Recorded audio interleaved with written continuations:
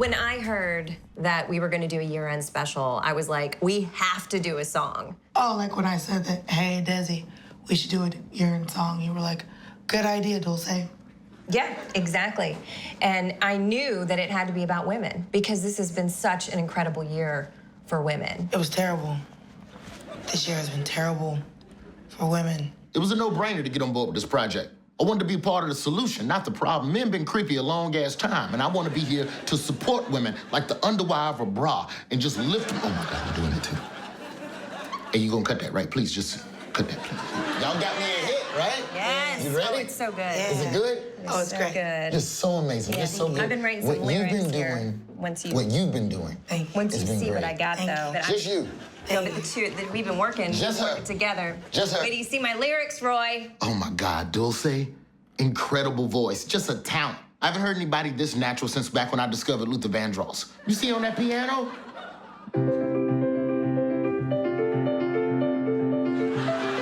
She learned that today. Self-taught. That's Prince level. We should be honored to be in the presence of musical genius like this. In our lifetime, a vocalist guy. like this will never... Bragging about me again.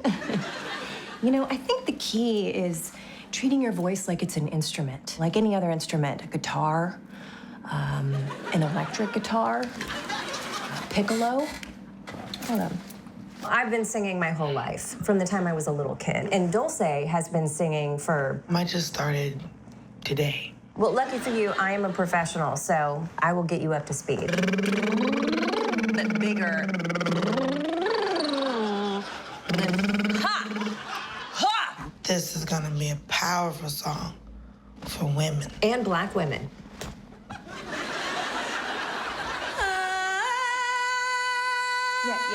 Yeah, that's good. No, that's good, that's good. You just, but a little more like,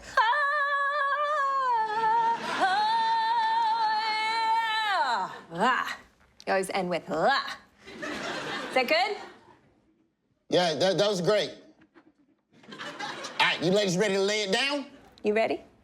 And here it is, the world premiere of Song for Women 2017.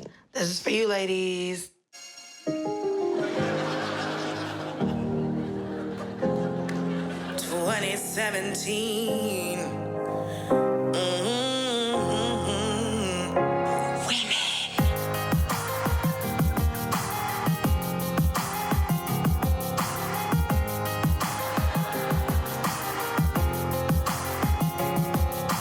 Started this year marching hand in hand to show that pussy grabber with the terrible tan.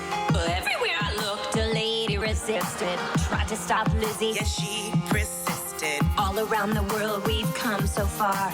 Saudi women sitting at the wheel of a vehicle. PM Chancellor, all we preached. South Korean women even getting impeached. What a year for women. It's why we're singing. Finally see us winning. What a year for women. Wonder Woman set records at the movies. Who knew you could direct when you have boobies? On the charts, Cardi B spin the fire. Beyonce had twins, that's double Messiah. Megyn Kelly went to NBC from Fox. 17 million for a show that sucks. Women all over taking care of each other. And showing some love to our sisters of color. I can say that, right? Nope. What a year for women. It's why we're singing. Finally see us winning in this year of women. The old Harvey Weinstein can't come to the phone right now. Why? Because This is the year we all stood strong. No one wants to see your nasty ass dong. Back off all you producers and actors. End up in the trash like the O'Reilly factor. Cause when you look at the patriarchy. Hold up. DJ Mansplain is here. I'ma tell y'all what really happened this year. Men are from Mars, women, they're from Venus. Nobody likes a surprise penis, but maybe you asked for it. It's kind of on you. We men are dumb. We can't control what we do. Too many men this year acting like stalkers. It makes me so sad. I got a daughter, and that's all the time I got to mansplain. Time for the hook. Yo, ladies, hit that refrain. No. We're not doing that. Get the out of here. Out. Damn, man. Trying to help, you know? Yo, Hillary Clinton, take us home. What a year for women. It's why we're singing, keeping it feminine. With this mess we've been in, our lady dicks are swinging. Sick of all this winning. It's the sound we're bringing. What a year for women.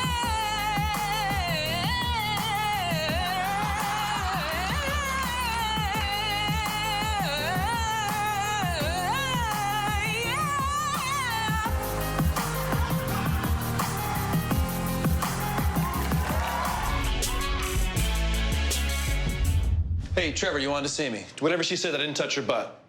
Wait, what? Listen, whatever he said, I didn't touch his butt. Who's touching butts? What? I don't know, Oh, okay. Sorry. Guys, no, I just wanted to let you know that I'm sending you to Mexico.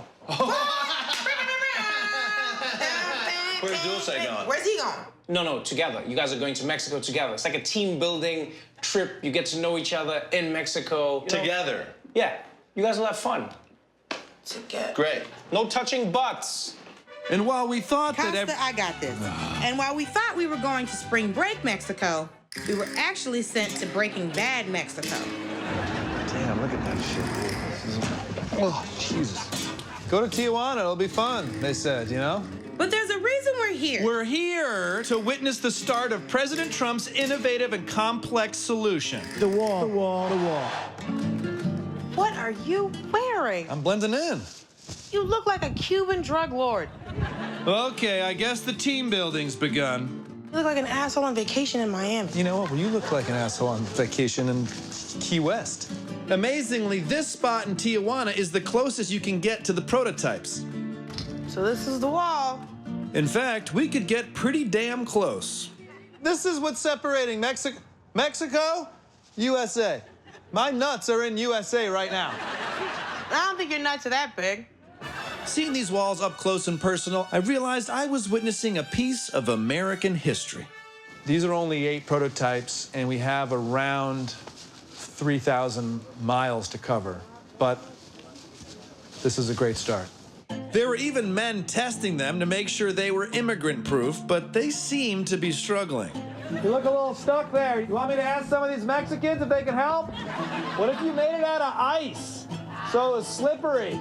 At least Trevor sent one competent person to talk to the locals about the walls. No es efectivo incluso porque por aquí casi nadie cruza. Oh, okay. If no one's crossing, then why did we spend $4 million on these giant Legos? So nadie va a cruzar aquí. Tijuana, fiesta, tequila, huh? Shut up. Cruza por el desierto. Cruza por las montañas de Tecate. No por la zona de Tijuana. But more importantly, there's already a virtual wall of sensors, surveillance, and drones. ¿Usted piensa que los paredes nuevas para prevenir a los mexicanos a cruzar? Ahora, eso no nos va a parar, nunca. She was obviously talking about how much she likes my outfit, or what? Él cree que todos los mexicanos son ladrones, y asesinos, y violadores. Hay más asesinos, violadores y todo en Estados Unidos que en México. Claro. Idiotas, estúpido. To hell with this assignment. First, Trevor sends us to the wrong Mexico, and then we learn that building a wall is useless. And while we may not know how to bring down a wall between countries, there is a way to bring down a wall between coworkers. Tequila! See, the walls can bring people together, as long as they're not Mexican.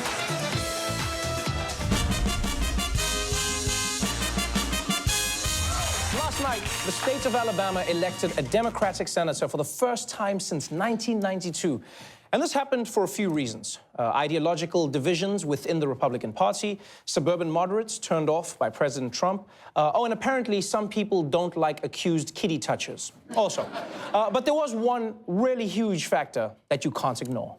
Doug Jones was able to pull off this stunning upset with the help of a special coalition of voters in Alabama, African Americans. The biggest factor was huge African American turnout. Black voters were a bigger share of the vote yesterday than they were in the 2012 presidential race. They turned out more for Doug Jones than they did for Barack Obama. We just can't put a finer point on it. For more on Alabama's election, we turn now to our very own Dulcé Sloan, everybody.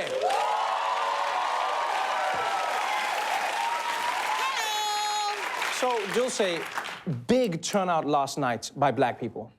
Not just black people, black women.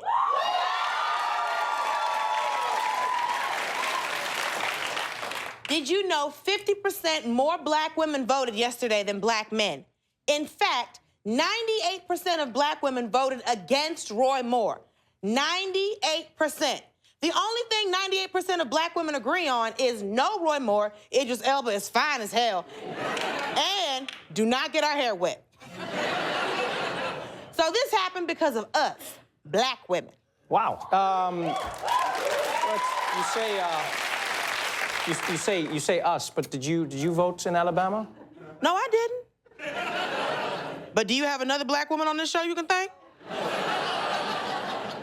So on behalf of all black women, I'm taking a victory lap, you know, but these titties don't run.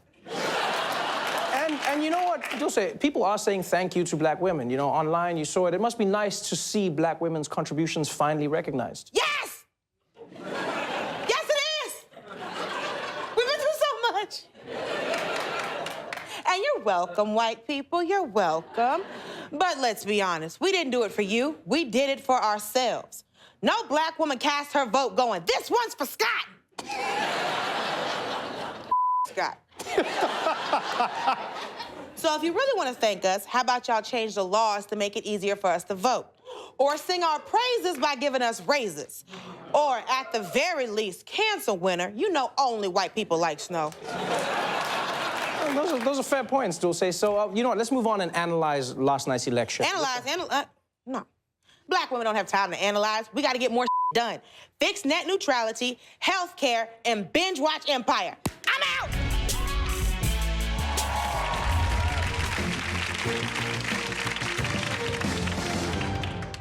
Good evening. I'm Dulcé Sloan. And I'm Desi Leidick. Tonight, the story of Willie Mae Big Mama Thornton, a trailblazer whose trail was left brutally unblazed. What? It's the story of a forgotten woman never given her due. Why didn't you just say that the first time? I don't know. Growing up near Montgomery, Alabama, Willie Mae always had a passion for singing. I love to sing. I love to sing. At the young age of 15, she won a singing contest and eventually signed a record deal. But one day, her life changed forever when she was approached by some writers with the little song you may know called Hound Dog. I need for it to be raunchier, you know? Like something in the, if you could shimmy your breasts maybe, one or the other, preferably both at the same time. But she had her own style in mind. Or, what if I did it this way? Just, you ain't nothing but a hound dog, just snoop around my door. Goddamn. That's so beautiful. Thank you, white man. Thank you. Willie Mae's soulful rendition of Hound Dog told the story of a good-for-nothing man who wants to be taken care of. It was like the great-grandmother of No Scrubs. See, a scrub is a guy who thinks he's fly. If I know, I think everyone knows. In 1953, Big Mama Thornton's Hound Dog reached #1 on the R&B chart. But it never crossed over to the pop chart because it was seen as a race record, which is a not-so-not-racist way of saying black music. Willie Mae was shafted, but what she didn't know was that there was an even bigger shaft headed her way. And not the good kind. See, even though mainstream society wasn't quite ready to embrace this sound in this package. A few years later, her precious, soulful Hound Dog found a new owner, a rising talent who was introduced to the song by a Vegas lounge act and decided to put his own spin on it. You ain't nothing but a hound dog, crying all the time. What a cool song about dogs, huh? By the way, that really happened. Look at that dog. He's like, man, why'd you bring me into this shit? Elvis's version of Hound Dog was a huge smash and completely eclipsed Willie Mae's version. While Elvis didn't steal the song, he did benefit from a system that ensured his music reached a wider audience. You see, Elvis was a white man. Elvis went on to become one of the greatest icons of all time. But despite it all, Willie Mae never lost her gift for expressing emotion in song. This is some bullshit. Some real bullshit. Y'all want him to sing that to a dog, too? Oh, jumpsuit wearing, hip swiveling mother. Willie Mae Thornton was a talented artist who launched an iconic song only to have her legacy washed away. But we remember her, and you can't wash this away. Go ahead, Dulcé, show him yours. I told you I wasn't doing that. You know, she had too many names. That's all for this week. Tune in next time to hear about a woman so talented, so promising, her vagina almost didn't get in the way. Almost.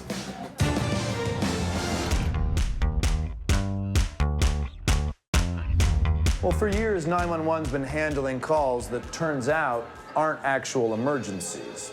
Hello, 911, there are black people. Ma'am, stay calm. I'm scared too. The officers are on their way. So we came up with a program to help white people decide if their emergency was an actual emergency. We hired a black operator. 911, what's your emergency? I'm on the train and these black people are talking and it's loud and I think there could be a fight. Okay, sir, so let me get this straight. You called 911 because black people were talking loud? Yeah, I guess. Okay, good. Here's what I need you to do. Stand up, walk to the window, and throw your bitch ass off that train. No, he's just walking down the sidewalk, but it feels threatening. Girl, bye. Is she a bit unorthodox? Yes. But it's been efficient and she's almost entirely professional. Almost. So you're saying he's a 6'4" African-American male, broad shoulders, driving a Benz. I need you to look closely at him. Is he wearing a wedding ring? No. Stay right there. I'm on my way. Hold on, Yesterday we learned that in January, O'Reilly had to pay $32 million of his own money to settle a sexual harassment suit. But according to O'Reilly, it's not what it looks like. Bill O'Reilly going on offense, defending himself in the wake of new bombshells tied to the sexual harassment allegations he's faced. You know, am I mad at God? Yeah, I'm mad at him. I wish I had more protection. I wish this stuff didn't happen. I can't explain it to you. Yeah, I'm mad at him. Wow. He's mad at God?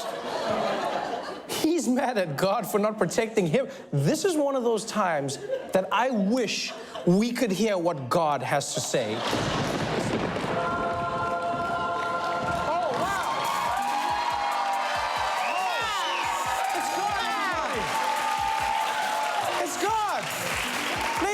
It's God. I can't believe this. Hello! Ladies and gentlemen, give it up for God.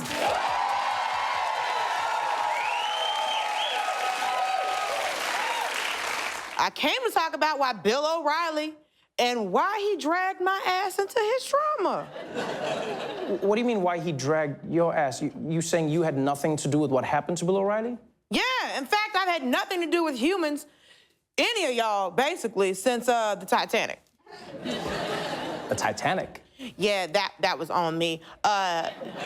They were bragging about it like God himself could not sink this ship. And I was like, oh, what about these icebergs, though? Huh? You want water about some frozen water, bitch? Let's go!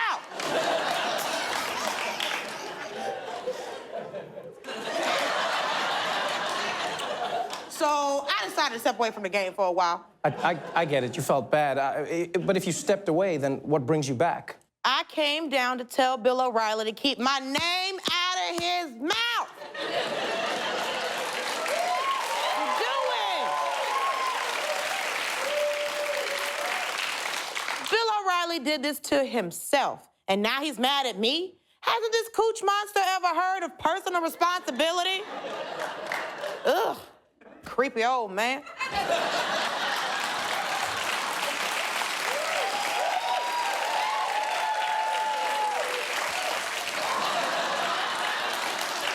Actually, I know he has. I got the tapes. personal responsibility. That's what it's all about. Because I'm a big personal responsibility guy, you know. The greater good is served by more personal responsibility. Personal responsibility is not wiped away because your circumstance is bad. Yeah, that's right. I got Roku, bitch. From your mouth to your ears. God, everybody.